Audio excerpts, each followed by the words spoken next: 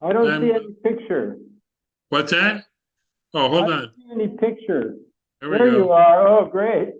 Hi. That handsome devil. Yeah. You're looking more and more like some guy who just walked out of the, the Wanderers of India. So, is it cold there? Yeah. Yeah, you look cold. Yeah. We don't have heat everywhere in CTTB. I'm not surprised at that. Keeps you awake. You remember the Keeps you gold awake. Yeah. Yeah, I remember Waverly Street. When we lived on that fourth floor walk up, I slept on the roof. Oh. It was cold. We didn't have any hot water. We had nothing. Yeah, I didn't have any hot water in TM I still don't shower with hot water. It keeps, even when it's 35, I just jump in and get wet. Well, you're a tough guy. You're real ascetic. It's good for you. It is good for you. And there are a lot of things that are theoretically good for me that I avoid. Yeah, I do too, but I do the best I can. Some things I know that work good for me. I've noticed certain things, like if you put on too many clothes, you're just keeping the clothes warm. Yeah, I mean, that's a hard one to deal with because I tend to like it cold. Diane likes it 80 degrees, which I cannot abide. Oh, that's really terrible. I can't even breathe. I like 68. But that's life. Yeah, that's the way it goes, So I wonder if there's a way to share the screen 50-50. That would be nice. I have no idea. There must be a way to do it. Hold on. The fellow who was on the other day, what's his name again? He was a monk for a long time. Oh, yeah, Heng Shou. Yeah, what is his? Yeah, Heng Shou, right. Constantly strange. Yeah, he's a funny guy. We did a lot of meditation together. He's a very good meditator, I'll tell you that much. What is his lay name again? Paul Hop, Hop. Paul Hop. What does he do now? I think so. I admire anyone who's stuck it out at all. What's his name? Shi Yun once said in one of the books he wrote, or records of his talks, said, you pick a practice and you work at it, and then you work at it the next life, and then you work at it the next life until you succeed. Hung Ding said the same thing to me. I saw him quite a few times. He gave me some very, very good advice. I had a lot of one-on-ones with him in Hong Kong. And he said, the hardest thing is getting started. Then you just keep at it. Yeah. I think that, the momentum is, if it's going to be a lifetime thing, it's there right when you start, People say, enlightenment. Sudden enlightenment takes several lifetimes, You have to be ready. You have to be right there with that moment where the opening occurs. And what if it doesn't, so what? You got a better idea? The presentation is really terrible. Enlightenment in one lifetime is a totally, absolutely meaningless expression. It has no meaning whatsoever, analytically, logically, reasonably. What lifetime are we talking about? What it really means when people talk about sudden enlightenment is that there's nothing you can do to do it.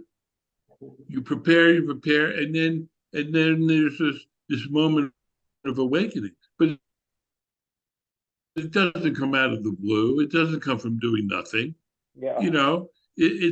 Sudden enlightenment takes 20 years or 5 lifetimes. It doesn't make any difference how long it takes. The point is that it's a better alternative than this.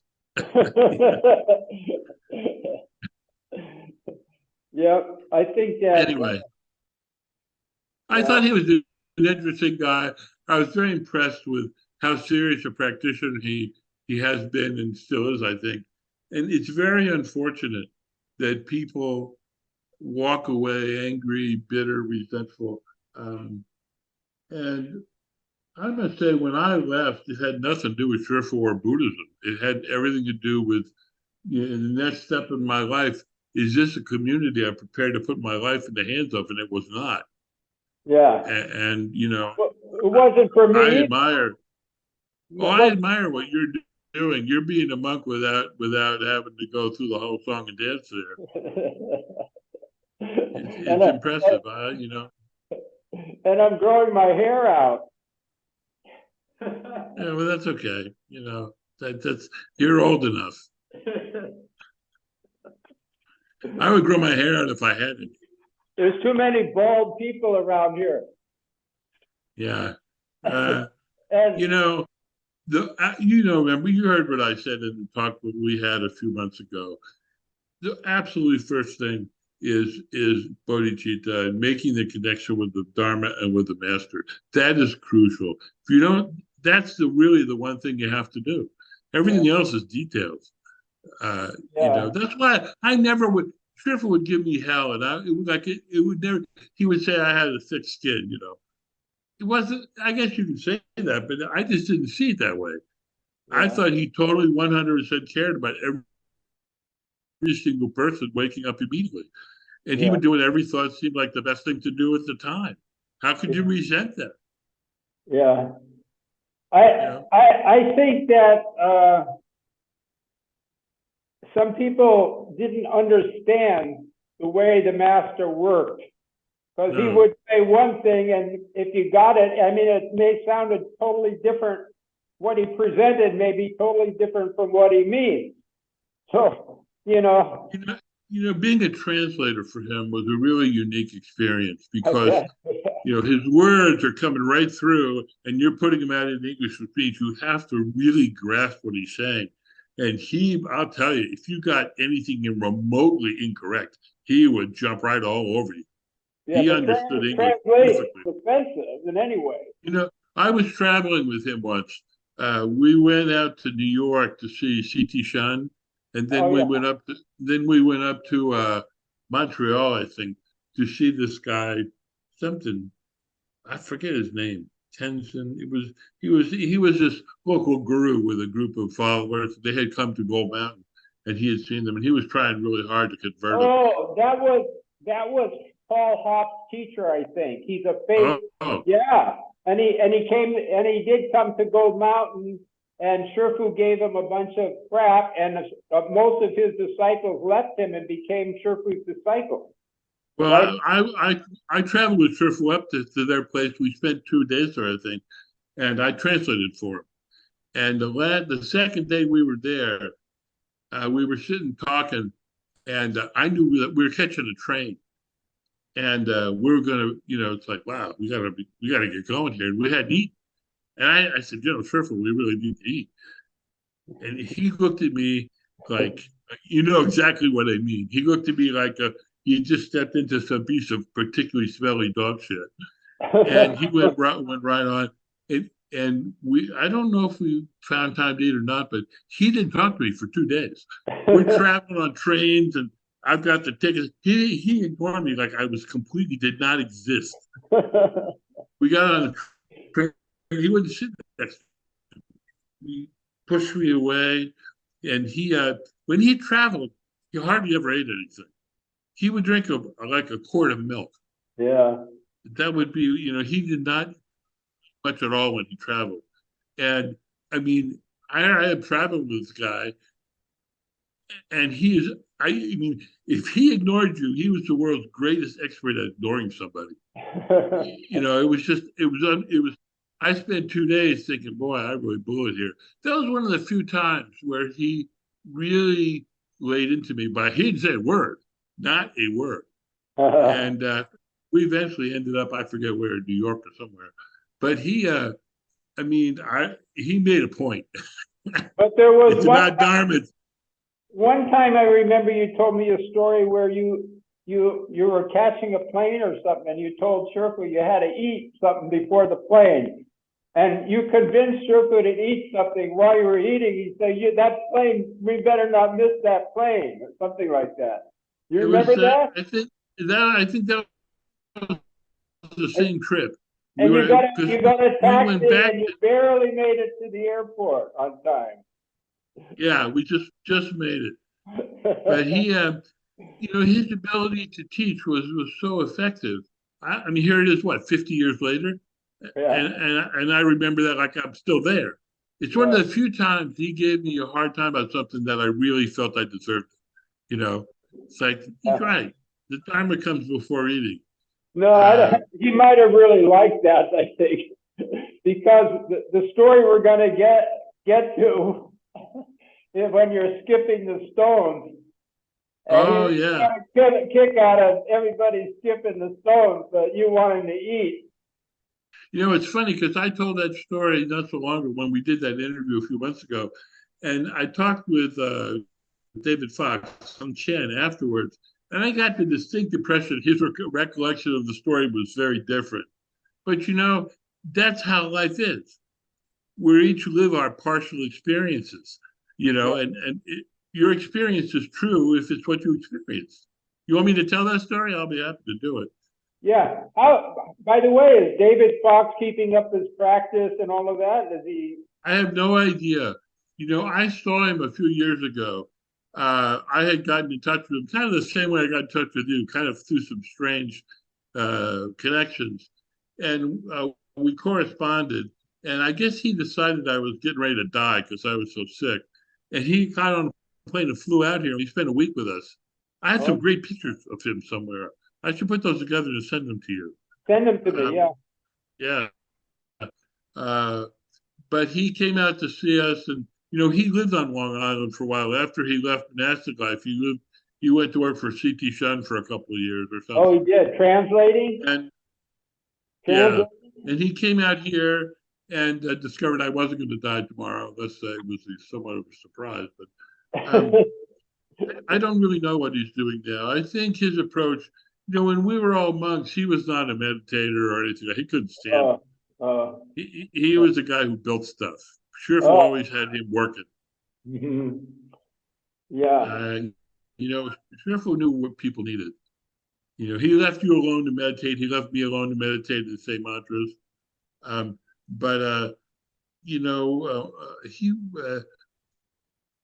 Fox, Hung Chen was not, he would do meditation sessions, but he didn't like them. You got to be ready for it. You got, everybody's got what they got to do. You do what you have to do. That's the secret, is finding out what you have to do. Yeah. And doing it. Yeah. And it's always the one thing you don't want to do. It's like this guy, Paul Hopp, said. He said, he sure got him involved in this refugee thing that he didn't want to do. And eventually, he got it. Maybe I'll spend the rest of my life doing this. Well, he didn't. But it's recognizing. I mean, if you take a teacher, you're supposed to listen. Yeah. Yeah. In this Tibetan world, that same job that Paul Hopp got stuck with? Shifu, right? First Shifu ordered me to do it, but he didn't tell me directly. He just had a bunch of bhikshus come to me while I was meditating, put a whole pile of papers down, and he said, Shifu says, this is your job now. You're head of the Vietnamese committee. He appointed me head of the whole thing. And that stack of papers, I never moved. I just kept sitting there day in and day out. They finally took the stack of papers together. I never heard from Shifu about it again. Oh, that's so funny. All you can do is be natural. You start trying to second guess him or second guess yourself, you're going to be in a lot of trouble. You got to do whatever seems like you ought to be doing, whether it's right or wrong, because there isn't any real right or wrong in these things. He gave you an assignment. You didn't want to do it. You didn't do it. The same day he made Hung Guan abbot, he made me abbot of CTTB, and he made Hung Guan abbot of Gold Mountain, and I wouldn't do anything at all. And he ended my abbotship in about a week. I wouldn't do anything. But he never scolded me about it. He never said, "Oh, you should do this. I ordered you to do." Never. He never said a word about it. Shifu, I don't think he ever told me to do anything, ever. Really, when I think about it, I took on various. It's like the way I became the unofficial Leno. What would happen is I did what you did. I lived in the Buddha Hall. I Yeah. spent all my time there. And so people like Heng Shou was the first one who would do it. He would come and he would say, listen, I have to go buy plywood or something. And can you do the evening, recitation? And I'll say, okay. And so after a while, whoever was its turn it was would ask me to do it. Eventually people stopped asking me. I just started doing it. Oh, And so that's how I became in charge of that kind of stuff. And then one or two times when I didn't do it, I got hell from Sherful about it. It wasn't my job officially, but I had taken it over. Yeah. But look, you spent a lot longer than I did with them, and you probably have a lot more experience. On the other hand, they were I just. spent about the same amount of time. I think you were a monk 8 years and I was 10, right?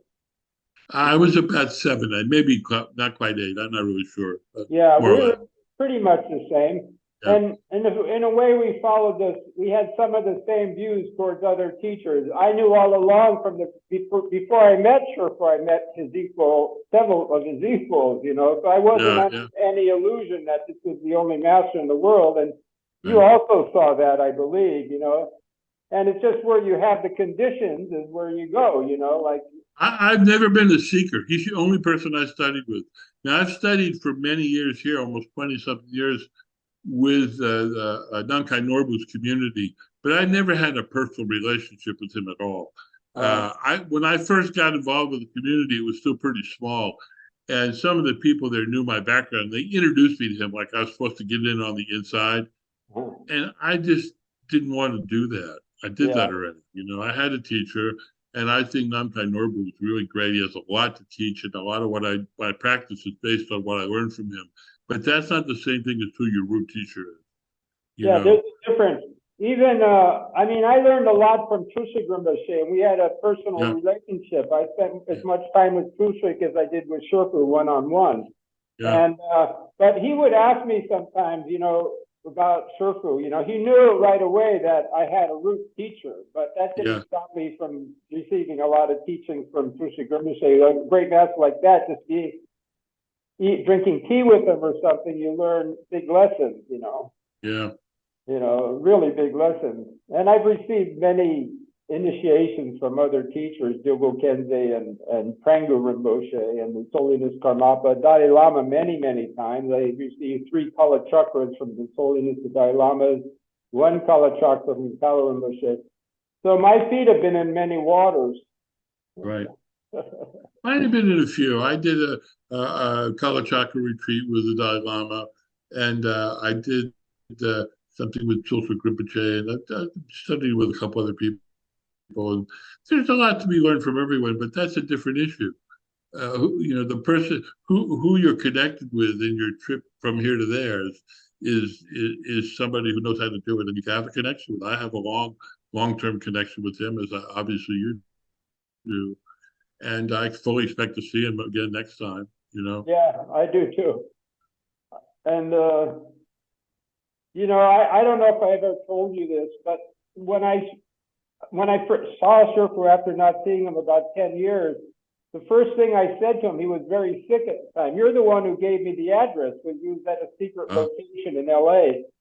Yeah. And the first thing I said after bowing to with my family, I was just very enthusiastic. I said, Sherpa, I met many enlightened masters just like you, about 15 of them.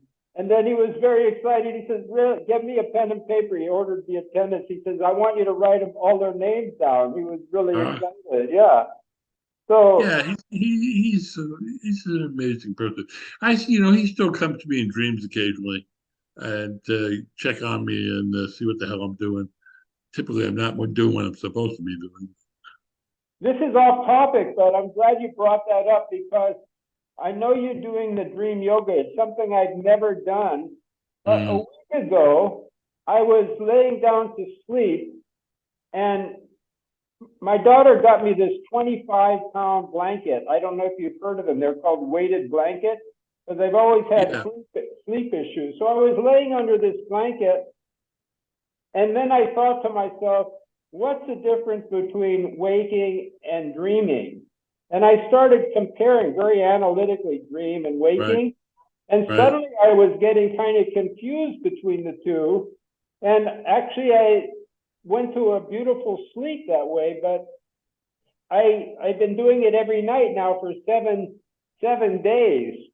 So, and it seems like it might be something to do with the dream yoga, like just kind of analyzing, well, this happens in a dream. Well, there's not self-consciousness in a dream.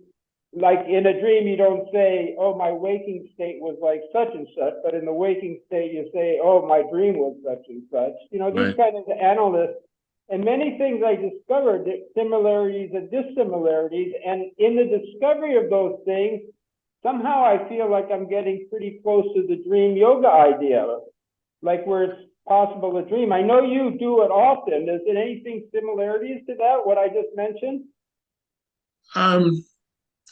My experience with dream yoga, I wouldn't even call it that, but my experience of genuine dreams, there are three kinds of dreams. There are karmic dreams. You know, you have dreams about monsters or something. That's just stuff from your karmic past. There are dreams that are actually, the first kind of dream is just your mind reorganizing things. Everyone has these kind of dreams. They don't necessarily make any sense, and they disappear as soon as you wake up. That's just a natural processing of the mind in the dream state, REM dream state. Then you have dreams, karmic dreams, which come from your past, or they might come from not too distant past, but they're related to behaviors. And they can be, I must say, I've virtually never had a scary dream in my whole life. I have lots of them regularly. I don't. I'm not sure I've ever had one. The third kind of dream is lucid dreaming, when you are wide awake and conscious in the dream state. That's what I call dream yoga. That's one of the 6 yogas in Naropa. Yeah, I've had quite a few of those. But did you start out with the waking state and consciously go into that dream state, or did you? Well, I haven't gotten to that point yet, but that's the point. You're supposed to be able to just go right into it. And I have done that occasionally, but not in any kind of real organized way. You know, Norbu taught this as a major part of what he taught, because it's really big in the Dzogchen tradition. Yeah. And the point is that in dreaming, you can practice much more seriously than you can in waking state. You can do like 50 times what you could do in the same amount of time in a dream state. Yeah.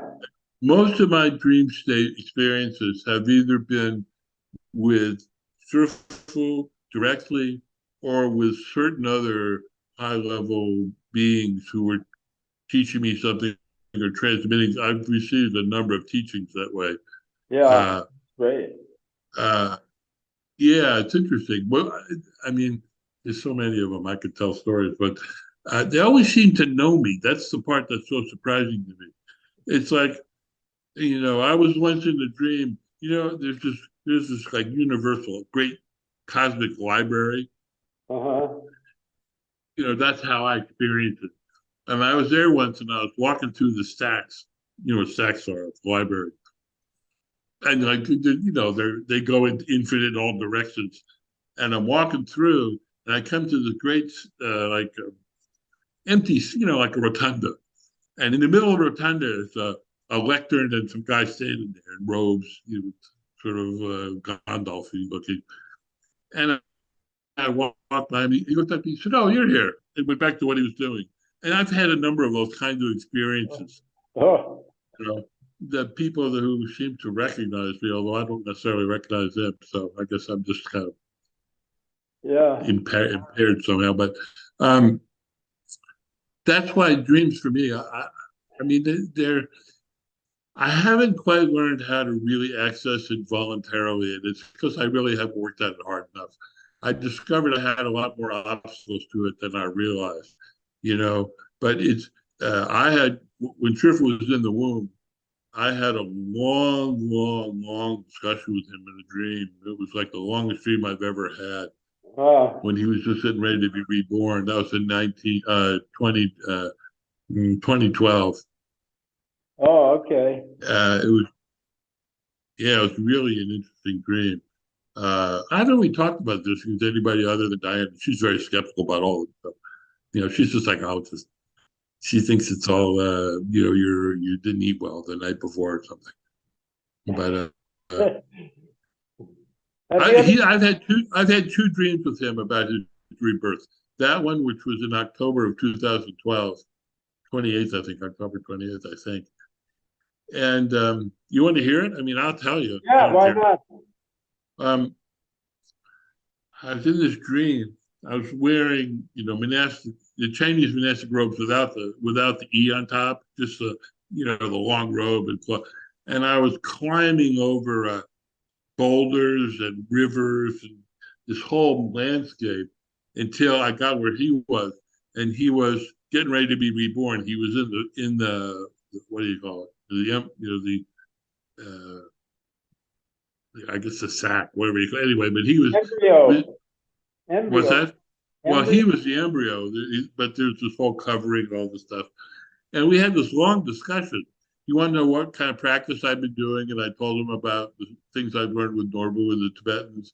And he said, oh, that's very interesting. And so basically, you've changed your allegiance here. And I said, no, not at all. I just think it's real interesting stuff. But as soon as you turn up, I'll be back. He seemed very pleased at that.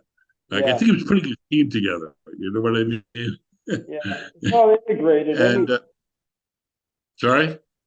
The Chan and Dzogchen is integrated anyway.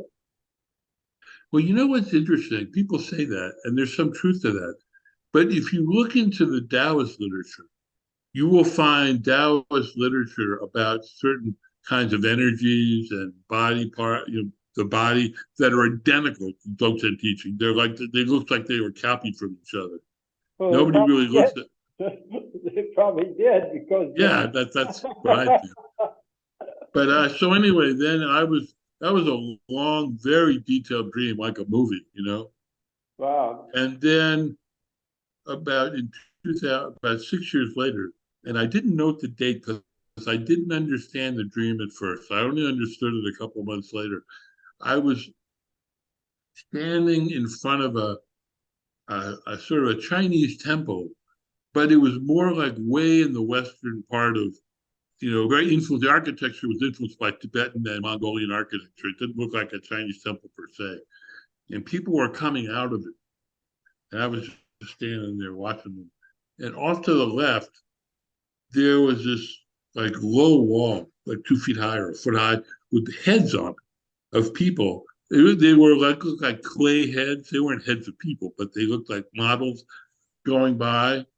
And one of them was Sherpa. And I watched this, and I realized a few months later what he was telling me was that personality was now gone. That he doesn't look like that anymore. Oh, I see. And I think that's the day he woke up, his first awakening. He was about 6 years old. And I think he woke up. I mean, look, this is my view of these things. I'm not publishing them in a book or something. You're someone I can tell this stuff to, but and I'm pretty sure that's when he woke up at his first awakening in his next life. He knew who he was, because that face, that physiognomy was now gone. He's now somebody else. Yeah, that's interesting phenomena, actually. Yeah. So it's going to be very hard to recognize the master, but he can probably recognize. It won't be hard at all. Uh-huh. Well, you and I and people like us will know him in meeting. I knew him the day I met him, and he knows us.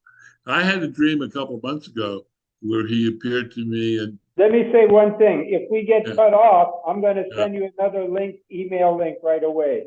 Okay. Because I don't have a full. Sometimes it'll allow you to go for hours, and then sometimes it won't. So I have a commercial account. I have 2 of them. I use them all the time. Oh, then you can email me back. Well, I'll just email you back. Okay. But we might. At any rate, I had a dream with him a couple months ago now, where he appeared, and funny because he looked like his old self, same clothes and personality and stuff. And it's funny, he never would tell me to do something. He was surprised that I wasn't doing two things. One was practicing the Srango mantra, and the other was teaching the I Ching, which I was like totally out of the blue. It is out of the blue. What's that? That is out of the blue, the I Ching. Yeah, well, I've studied I Ching quite a bit for many years. Oh, okay. And so it wasn't, it made sense to me, but it was surprising. Yeah. The Srango mantra, yeah, I've started relearning it. I mean, I sort of know. I used to know it. I had it memorized. I should you do. I got a copy now of the Sanskrit version, and a woman, a Sanskrit specialist here, she translated it, and it's completely different than the Chinese, 100%, meaning and pronunciation and lines and everything. Yeah, you know why that is? There's more than one version of the Shranga mantra. If you look through the Tripitaka, the Chinese Tripitaka, you will find it in some other texts, and they're quite different from the one that's in the one that he taught us. Oh, yeah, I'm aware of that. I stick with what he taught. The same thing with the Dharani mantra, Dabe Jau. There are a couple different versions of it. Oh, okay. I try to stick with what I get transmitted because they're different versions of these things. And what's accurate is what you receive. That's my view of it. What's really interesting, one day I was meditating in Gold Mountain, and Sherpa walked up to me, handed me a Sanskrit Shrangama mantra, a whole thing in Sanskrit. Oh, really? Yeah. Oh, wow. And like I just lost it, I don't know where it went. I looked at it. It was a whole project to learn Sanskrit, so I just didn't do it. Now I'm very sorry I didn't keep that, because Gurung, he said he would love to have that if I had it, but I don't know where that went. I still have my original Shrangama. Things, events happen, and we mostly miss the opportunities. All we can do is keep plugging at it, trying our best. I mean, Paul Hopp, you saw he had a little Buddha image and stuff. He didn't give it all up. He's just working through his issues, Yeah. I'm gonna keep in contact with him a little bit more. Where does he live? He lives in Seattle, near I guess it's called Redmond or something. Redmond, yeah, Redmond. Near Bill Gates's place somewhere. Yeah, Redmond is about halfway up on the east side of it's on the mainland, about halfway up. He married a Thai girl, and she died about 3 years ago. So. Oh, I'm sorry to hear that. Yeah, and he's been in contact a lot with Heng Shou. And in fact, I'm glad we brought this up. And if I forget, email me. But Heng Shou he just completed the whole Avatantrika complete translation into English. I was working with him on that. Oh, you were? And, yeah, he asked me to go over his translation at the beginning, and I put a real effort into it, because for probably about 40 years, I used to read and recite the sutra once every year. And then I read all the way through Shifu's commentary and all the way through the standard Qinggang's commentary. So I was pretty familiar with it.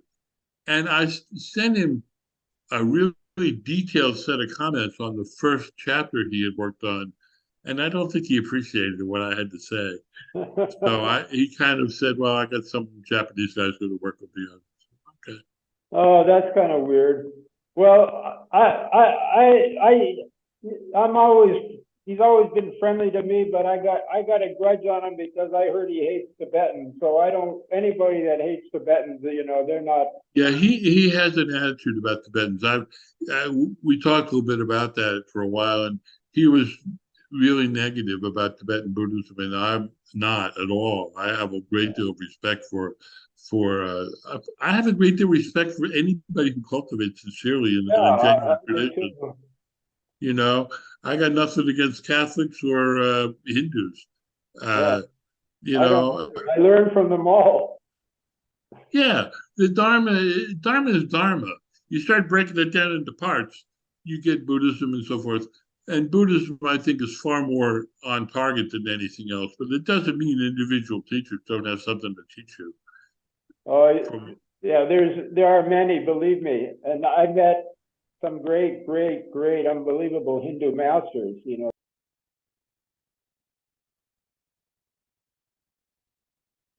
Hello. There we go. Okay, we're back. Yeah, I still play quite a bit. When I left monastic life, I had a tremendous personal conflict about music. It seemed like it was, being really hung up in the conditioned world, if you will. But I found after really almost 10, 20 years, I got back to it, that it was in Dzogchen and in the Avatamsaka, every single event in the conditioned world is directly accessible to the world of ultimate reality, and it brought me back to music. It's a real effective means for me. I play a lot, but I like to play by myself. I'm pretty much a solo artist. I played in bands when I was in high school. That was fun.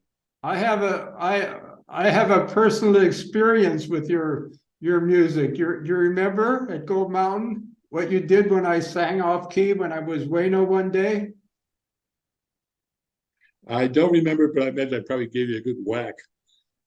You broke out of the assembly. You walked up to me. You yanked the big stick out of my hand, and you whacked me on the head really hard with it. I had a little bit of growing up to do.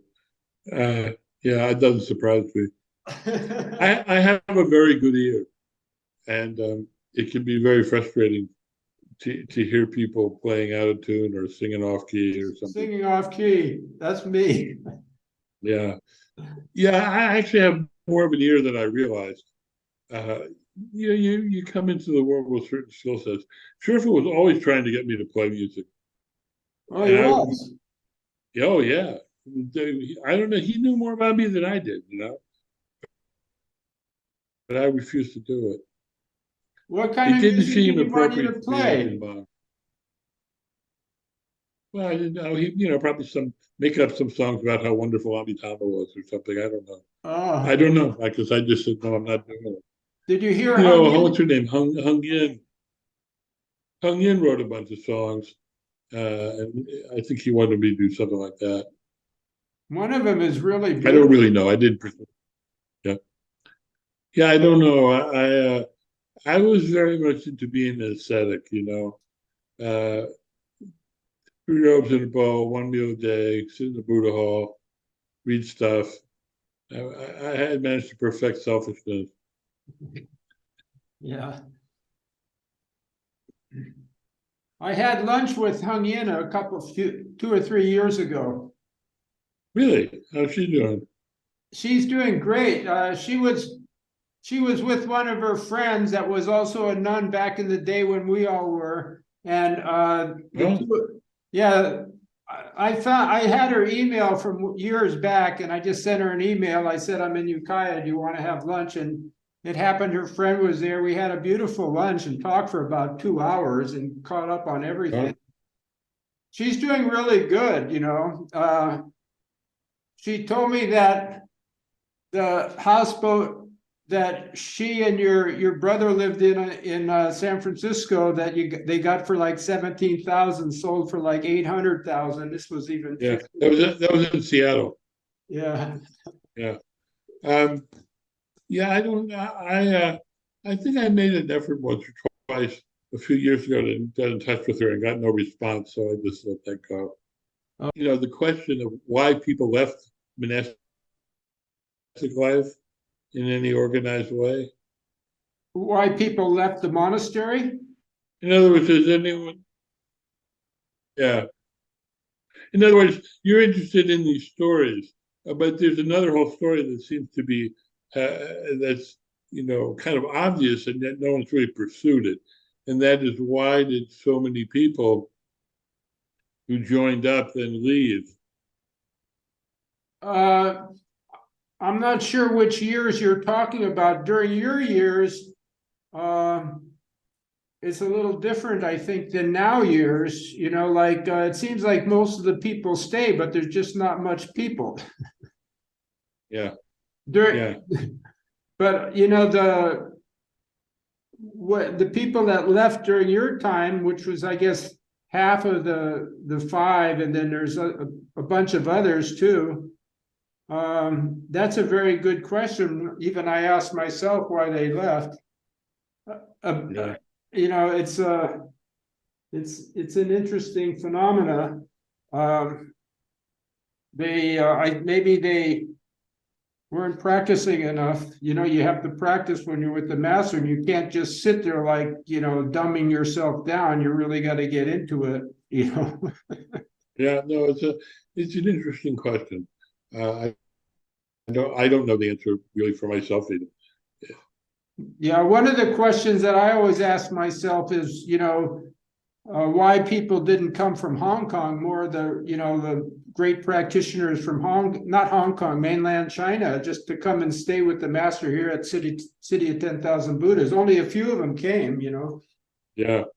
The Tibetans, you know, I found out, I don't know if I ever told you this, but, you know, I was here when the Karmapa was here, and I actually attended on him. I told you about that, right?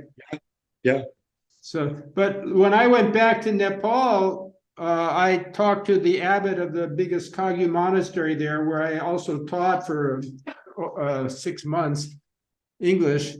And I was friends with him for 20 years. He built my house, and more than 20 years, 40 years.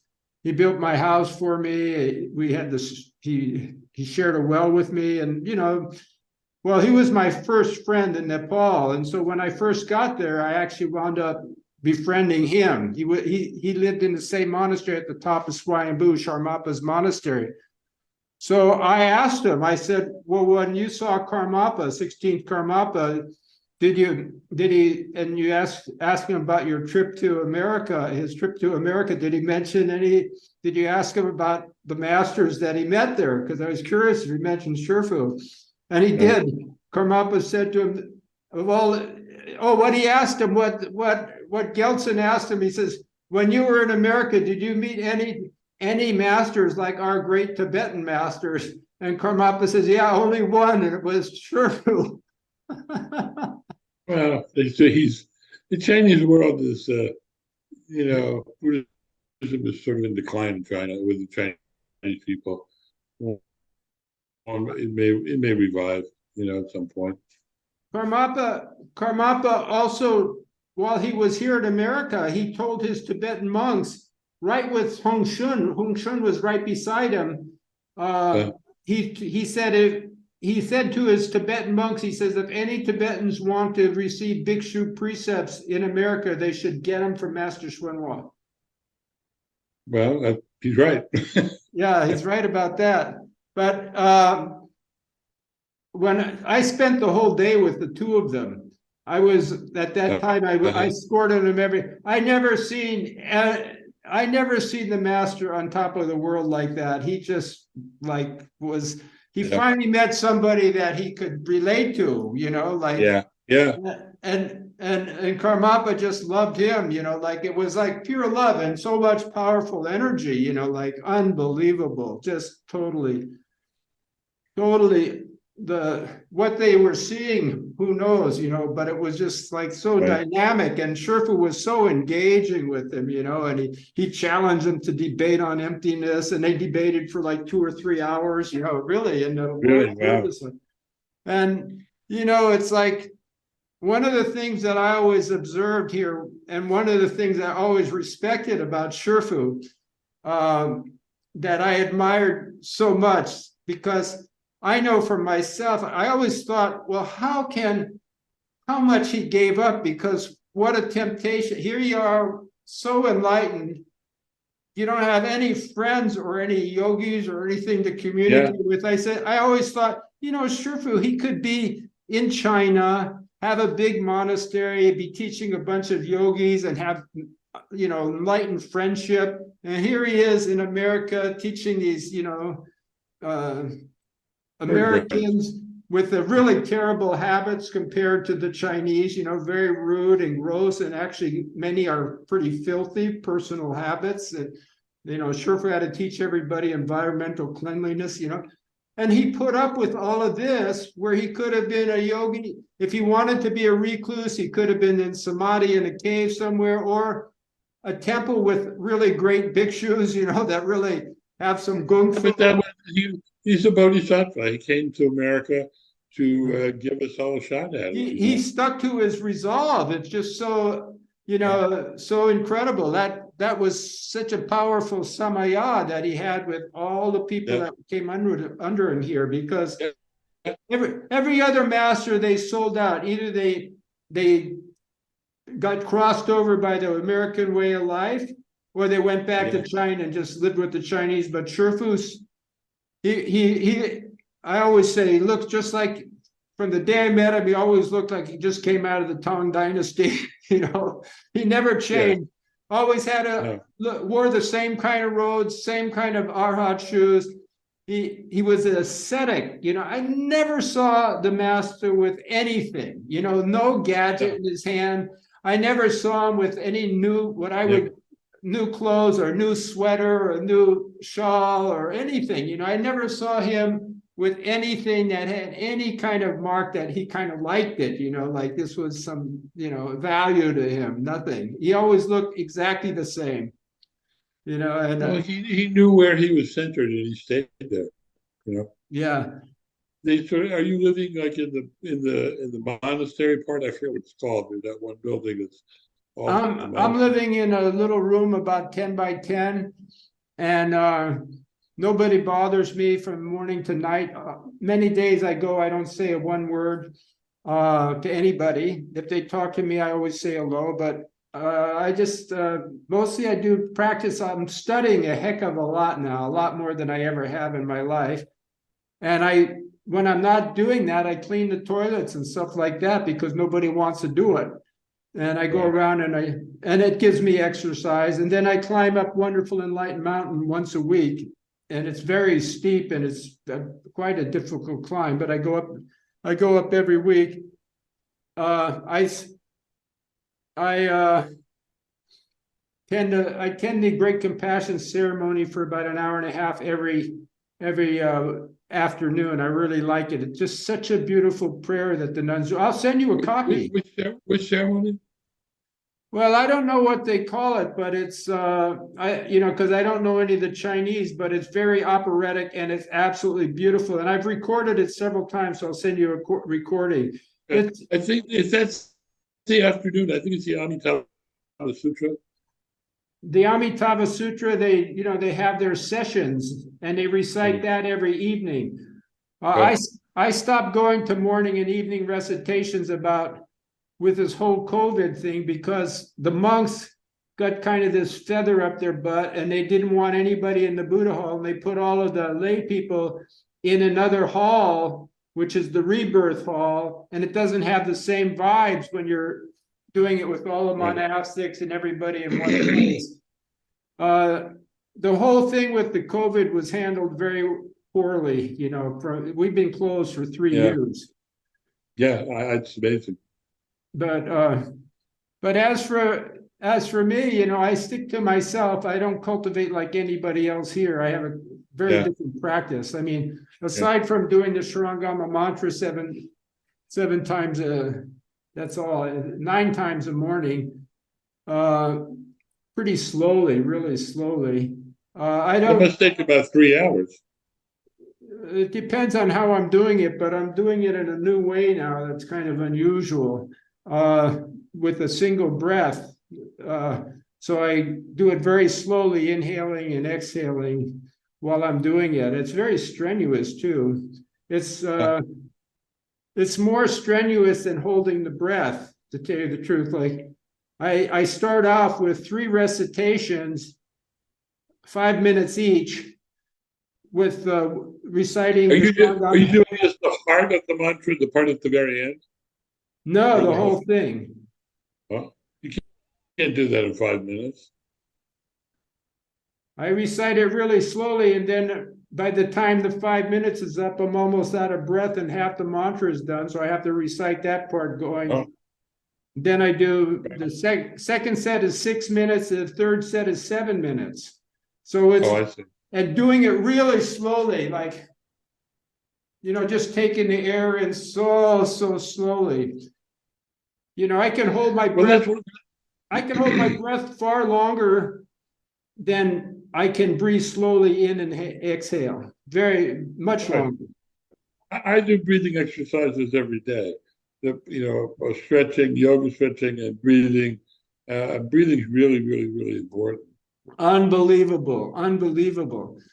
It's the best thing ever. I got in trouble with it because in Dharamsala, I was going with this one yogi friend of mine. He's my best friend in India. And we would hike the Himalayas all the time. And we'd go in, even in freezing, even in the winter, where there's snow on the ground, it's serious cold. We would get into these ponds, And I was doing breathing exercises in those ponds and holding my breath in the cold water for a half hour.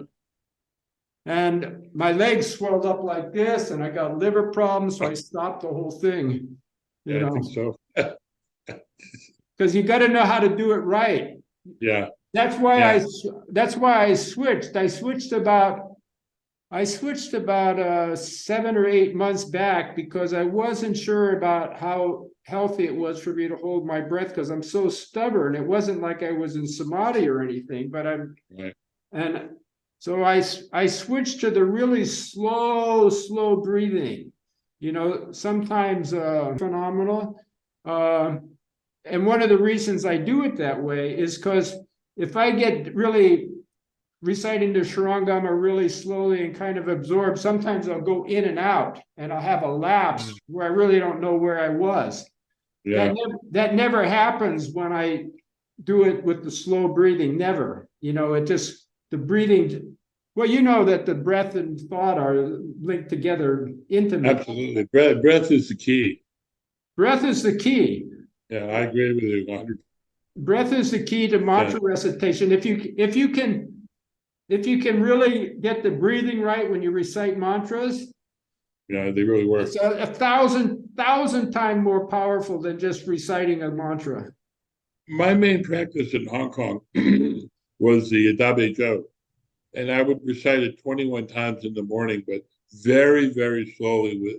I learned how to do breathing with it on my own, and it would take about 3 hours. 21 times would take 3 hours? Yeah. Whoa. It was slow. That's really slow. Yeah, but I had some incredible experiences doing that. I remember one morning, we would do the morning recitation, and I sit in the Buddha hall there. I built myself, the mosquitoes were terrible there. So I found some old bed frames, and I built myself a box with the screening around it that I could just sit in, full lotus, and be protected from the mosquitoes. It was unreal. And I would sit in every morning and practice for almost 4 hours, just doing the Dabe Zhou. Well, that's slow. I had, each phrase separately. I sort of invented how to breathe with it. I didn't have anyone to teach it to me, but I sort of figured it out, And I remember it'd be dark. And then as it got light, the birds, there were lots of birds up there. They would all wake up and they'd chatter to each other. And after a while, I started understanding what they were saying to each other. It was really weird. And then I had some experiences where I'd be sitting there reciting, and I would watch the sun go across the wall it would take, somehow it affected my time sense because I could see, like a whole morning would go by in 8 seconds or something. In other words, time kind of stopped. Yeah, that's amazing. So you were reciting with your eyes open and your mouth vocally? Yeah. Audibly? Yeah. But you know what happens? I've had this happen to me when I'm reciting mantras, something I'm doing over and over again. Somehow I stop vocalizing it, and I'm just kind of in some kind of state. Yeah. It's hard to explain. I did an eye-opening ceremony for some friends of mine up in part of our Namkhai Norbu's community. One of the people there, the guy he's a wealthy art collector, and his father was his father was very wealthy, and he collected all this Buddhist and Hindu sculpture. He had no interest. He wasn't a Buddhist. He wasn't a Hindu. He had no interest in anything. He just liked these statues. Oh. And this friend of ours, he has some stuff from his father. He has a big guanyin that must be 6 feet high. It's Japanese. It looks like it probably weighs a ton. And he had just gotten some small guanyin, and we were there. Diane and I were up there, and I said, I could do the opening eye ceremony for you on this. He thought it was a great idea. So we did. He and his wife and Diane and me. And I did that for that, and I did it for their big one. And a couple of times I'd be reciting it, just everything disappeared. It's just like it's hard to explain. But time and space, they're constructs. A friend of mine sat in meditation for 3 days and 3 nights without getting up, and he told me afterwards, he says sometimes he'd be aware the sun was here and then the moon, and it was like 4 times. Yeah. 4 times he came out of it, but it's sort of like you were talking about the sun going across the thing. The time, time is thought marks time. So if thought stops, then time also stops. That's exactly correct. Time, people don't understand. Time isn't linear. Time is a pool. Yeah. It's just vast ocean that you can swim around in if you can free yourself from the deep karmic attachments that we all have. Yeah. Mystery. The importance of I got a big obstruction when I was in Dharamsala, and the person that I was teaching English to was a Geshe. I didn't know it. The guy was so humble, he never mentioned it, but his father was this really famous Nyingma yogi. So famous, actually, Choto Rinpoche, before he passed away, actually asked him to go. He's the only one that could go see Choto Rinpoche when he was like 110 and he was passing away. He asked his father to go there and, make sure everything's okay before he left. And his father went. And then anyway, long story short, that Geshe was so humble. I taught him English for a year and he never said a word about his father. And then one day I was saying to him, I had some obstacle, and he said, let me call my dad. So he calls his dad on the phone, and his dad knew I was teaching him. And his brother was also the abbot of the largest Buddhist monastery in the world with 5,000 monks in South India, his brother. And so it's really a yogi family, and I got taken in by them, but he got his father on the phone. He says he's got this obstacle. And so his father told me to do 100,000 of this one prayer.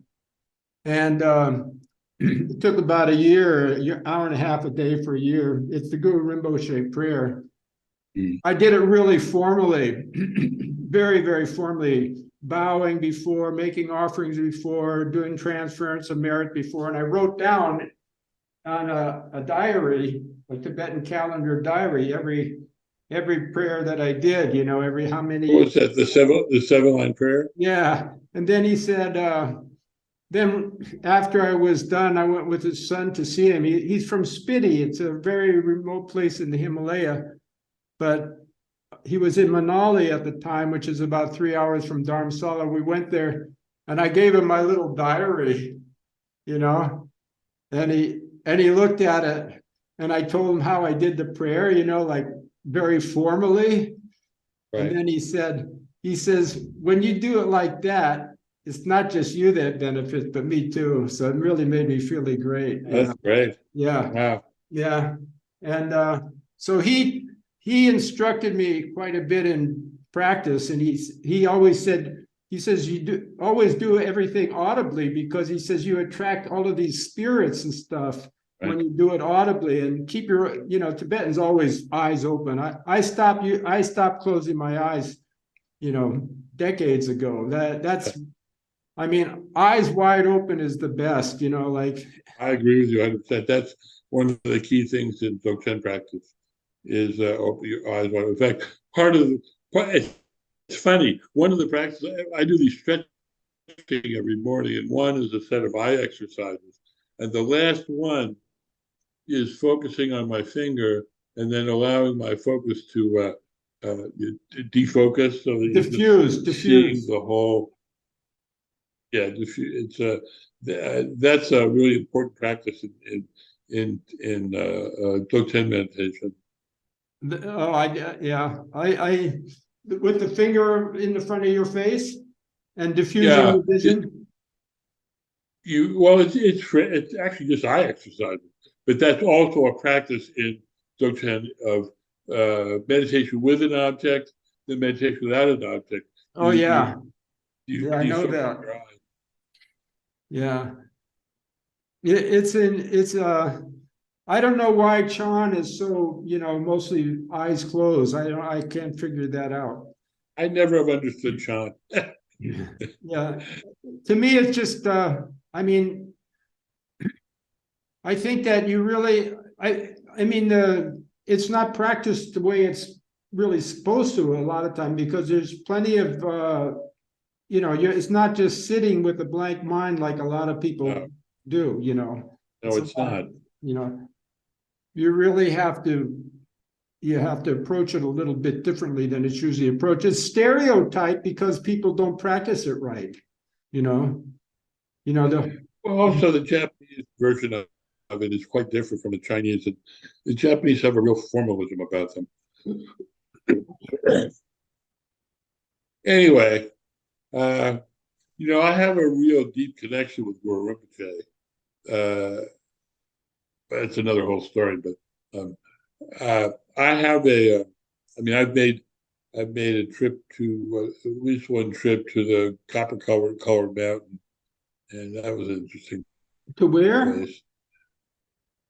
The colored mountain. It's Guru Rinpoche's mountain with the Buddha on it. Which mountain is that? You mean Maritika, the cave? Which? No, it's not in the world. Oh, the copper-colored mountain, you said, right? Yeah. Oh, you've been there? No, I've never been to Maritika. Oh. Yeah. Yeah, so I've never quite gotten inside though. Got to see it, but not it. Did you read Dujum Rinpoche's book on practice? The name's he wrote a very good book with his face on the cover about how to practice properly. Did you see that? You know which one I mean?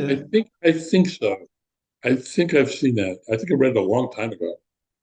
Is that the one, 30 verses or something like that? Hold on, I can tell you the name of it. I've read it a few. I mean, I keep it with me. It's as far as really doing things in the right way for a Nyingma. He really Dujum. I don't know how much you know about Dujum, but quite a bit. I received a transmission from him. Oh, you met him? You saw him? No, not in person, in meditation.